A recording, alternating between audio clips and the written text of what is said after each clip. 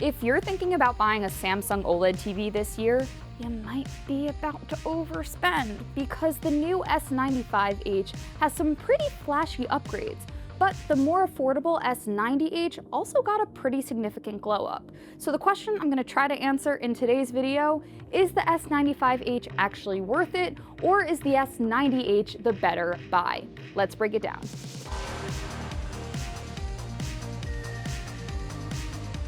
Okay, so I am checking out the S95H here, and I think the most obvious visual difference is this metallic bezel that Samsung calls the float layer, I guess because it makes it look like the TV is kind of floating off of the wall, but just based on my observations, I suspect it also was doing something to kind of accentuate the glare-free effect, but I'll get back to that in just a little bit. Another pretty big difference for this year's model, Samsung has been phasing out the One Connect box even on the frame TVs, so instead we're having the 4 HDMI 2.1 inputs built into the TV.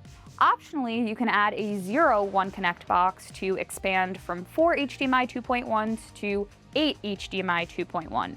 Is that overkill? Perhaps, but that is an exclusive feature to the S95H. Speaking of exclusivity, Glarefree used to be exclusive to the S95H. Glarefree is kind of this matte treatment to the screen borrowed from the frame series. It's meant to diffuse ambient light sources, reduce glare, and honestly, Samsung with Glarefree has kind of revolutionized the expectation that OLED is always going to be glossy and ultra reflective.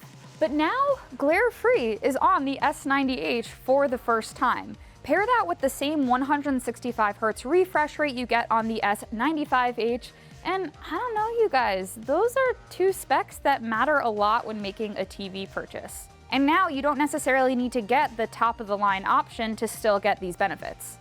Perhaps where we will see a difference between the S90H and S95H is in picture performance, more specifically brightness.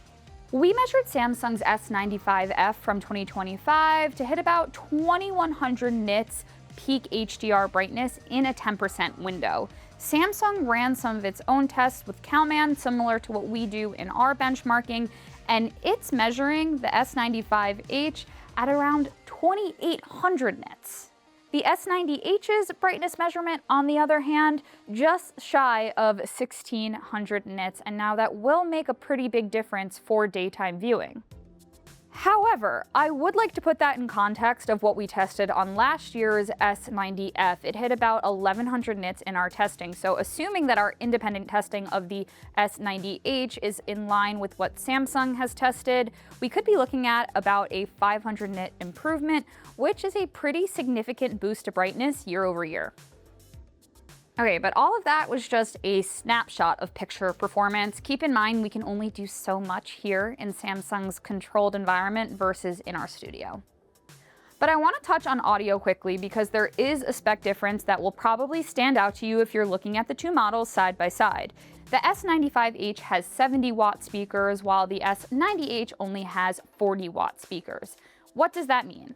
The S95H will be louder, but you guys, you know what I'm gonna say. If you're getting a TV like this, if you're ever getting an OLED TV, you're going to get a soundbar, maybe a sub, maybe surround sound. So ultimately, I don't think that should be a deal breaker for you, but you might want to consider getting Samsung brand speakers, soundbars, etc., because then you could take advantage of a feature called Q-Symphony. Q-Symphony is the feature where the TV speakers work with rather than be overwhelmed by your soundbar and rest of your sound system. Then we have UI, totally level playing ground between S95H and S90H. You guys know Samsung's Tizen hasn't always been my favorite, but this year, I'm starting to dig it. It feels very modernized, and I especially like this new menu bar up top here. In fact, we actually do have a difference. We have the Artstore now on Samsung OLED. Samsung has stopped gatekeeping Artstore on the frame TVs. It started with the Neo QLED or Mini LED rollout, and now it's on OLED, and I think it looks pretty great. Artstore is Samsung's kind of version of turning your TV into a display piece when you're not watching content. An Artstore membership does, and don't quote me, cost about $100, But if you care about home aesthetics, I know I do, I find it well worth it, and it's just kind of a nice touch, I would say, to this OLED, the S95H. I know a lot of you guys are going to disagree, but Artstore is take it or leave it. Doesn't matter. You can have a membership or you cannot use it. It's really up to you. But something I don't love right now is Samsung's TV remote. It has too few buttons, it feels kind of plasticky, and honestly just doesn't match the more refined nature and premium flourishes that we're getting with the S95H.